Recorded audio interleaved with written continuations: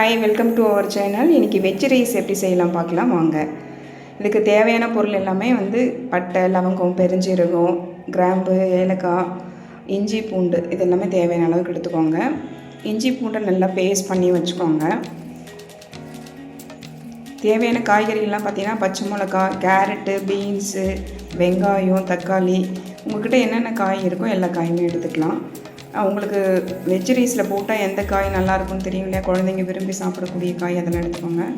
ஒரு பாத்திரத்தில் எண்ணெய் விட்டுட்டு பெருஞ்சீரகத்தை போட்டு கருகாமல் பொரித்து எடுத்துக்கோங்க. தாளிக்கிற பொருள் எல்லாத்தையும் அது கூட சேர்த்து நல்லா பொரித்து எடுத்துக்கிட்டு கட் பண்ணி வச்சுருக்கக்கூடிய வெங்காயம், பச்சை மிளகாய் இது ரெண்டுத்தையும் சேர்த்து நல்லா பொன்னிறமாக வதக்கிக்கோங்க.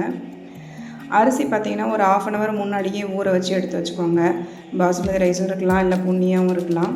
ஒரு 1/2 கிலோ செய்கிறதுக்கு தேவையான பொருள் தான் இது எல்லாமே. 1/2 கிலோ அரிசி செய்கிறதுக்கு தேவையான பொருள் தான் இப்போ நம்ம பார்த்துட்ருக்கோம்.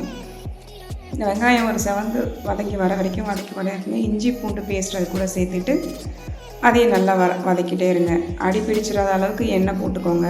எண்ணெய் வேணால் இருக்கலாம். கடலை எண்ணெயில் செஞ்சிங்கன்னா நல்லா டேஸ்ட்டாக இருக்கும்.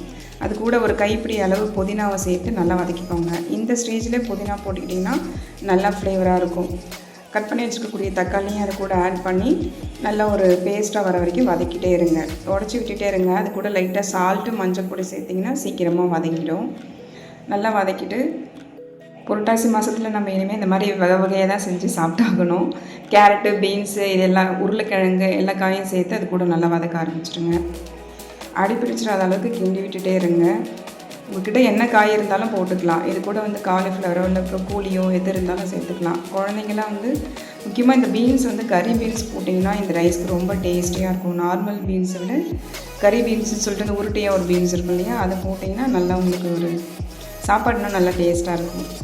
இந்த டைம்லேயே பார்த்திங்கன்னா இன்னொரு பாத்திரத்தில் தண்ணி தேவையான அளவுக்கு நல்லா சூடு பண்ணி வச்சுக்கோங்க. 1 டம்ளர் அரிசிக்கு 2 டம்ளர் தண்ணி, ஒரு 1/2 ஸ்பூன் கரம் மசாலா, ஒரு 1/2 ஸ்பூன் அளவுக்கு கார மிளகாய் பொடி, ஒரு சின்ன டீஸ்பூன் எடுத்துக்கோங்க. இது ரொம்ப கம்மியான அளவு தான் செய்கிறோம் இல்லையா, அதனால் உங்கள்கிட்ட மீல் மேக்கர் இருந்தால் சுடு தண்ணியில் ஊற வச்சு ஒரு கைப்பிடி அளவு அதையும் சேர்த்துக்கோங்க. அது இன்னும் டேஸ்ட்டாக இருக்கும். பட்டாணி இருந்தாலும் கூடுதலாக போட்டுக்கலாம். பட்டாணி, மீல் மேக்கர் உங்களுக்கு ரொம்ப பிடிக்கும்னா நீங்கள் கொஞ்சம் எக்ஸ்ட்ராவே கூட சேர்த்துக்கோங்க. சூடு பண்ண தண்ணி அது கூட ஊற்றிட்டு தேவையான அளவுக்கு தயிரும் போட்டுக்கோங்க. தயிர் ரொம்ப போடாதீங்க, திட்டமாக ஒரு கரண்டி அளவுக்கு போட்டுக்கோங்க. எனக்கு ரொம்ப புளி போயிடும். தயிர் போட்டுட்டு அது கூட ஊற வச்சுருக்கிற அந்த மீல் மேக்கரையும் சேர்த்துக்கோங்க. நல்லா கிளறி விட்டுட்டே இருங்க. இது உங்களுக்கு பாசுமதி ரைஸில் செஞ்சிங்கன்னா நல்லாயிருக்கும், இல்லைனா பச்சை பொன்னி அரிசியில் கூட செய்யலாம், நல்லாயிருக்கும்.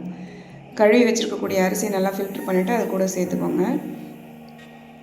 சாதம் குழஞ்சிராத அளவுக்கு தண்ணியை நல்லா கொதிக்க வச்சு நீங்கள் சேர்த்திங்கன்னா டக்குன்னு அடி பிடிக்காது. சாதம் சட்டுன்னு வெந்துடும். ஒரு ஆஃப் தீயில் நீங்கள் வேக வைக்கிறப்போ உங்களுக்கு சாப்பாடு நல்லா பொலன்னு வரும். பச்சை தண்ணி ஊற்றி கொதிக்க வைக்கிறத விட தண்ணியை தனியாக சூடு பண்ணி நீங்கள் ஒரு பிரியாணிக்கோ இந்த மாதிரி வெஜ் ரைஸ்க்கோ சேர்க்கும்போது உங்களுக்கு வேலையும் சட்டுன்னு முடிஞ்சிடும். சாப்பாடும் நல்லாயிருக்கும். காய்கறியெல்லாம் ஒரு திட்டமான அளவுக்கு ஒரு உடையாமல் ரொம்ப குழையாமல் நல்லா வரும்.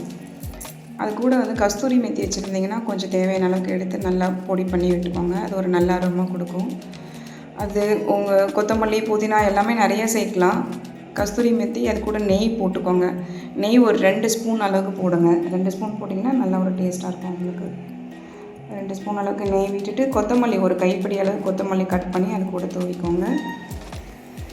தூவிட்டு நல்லா அதை கிளறி விட்டுட்டு ஒரு மூடி போட்டு நல்லா டைட்டாக மூடி விட்டுருங்க.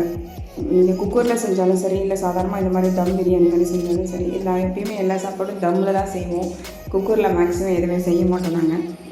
நல்லா மூடி போட்டு மூடி விட்டுட்டு ஒரு கனமான பாத்திரத்தில் தண்ணி எடுத்து அது மேலே வச்சு மூடி வச்சுருங்க. அது உங்களுக்கு நல்லா ஒரு டைட்டான கண்டெய்னர் மாதிரி இருக்கும். சாப்பாடு சூப்பராக தம் ஆகிடும். ஒரு 20 minutes நல்லா குக் ஆனதுக்கப்புறமா எடுத்து சூடாக சாப்பிடுங்க. டிஷ்ஷு ட்ரை பண்ணி பாருங்கள். எப்படி இருக்குன்னு எங்களுக்கு கமெண்ட் பண்ணுங்கள். பிடிச்சிருந்துச்சுன்னா உங்கள் ஃப்ரெண்ட்ஸ்க்கு ஷேர் பண்ணுங்கள். எங்கள் சேனலை சப்ஸ்கிரைப் பண்ணுங்கள். தேங்க்யூ.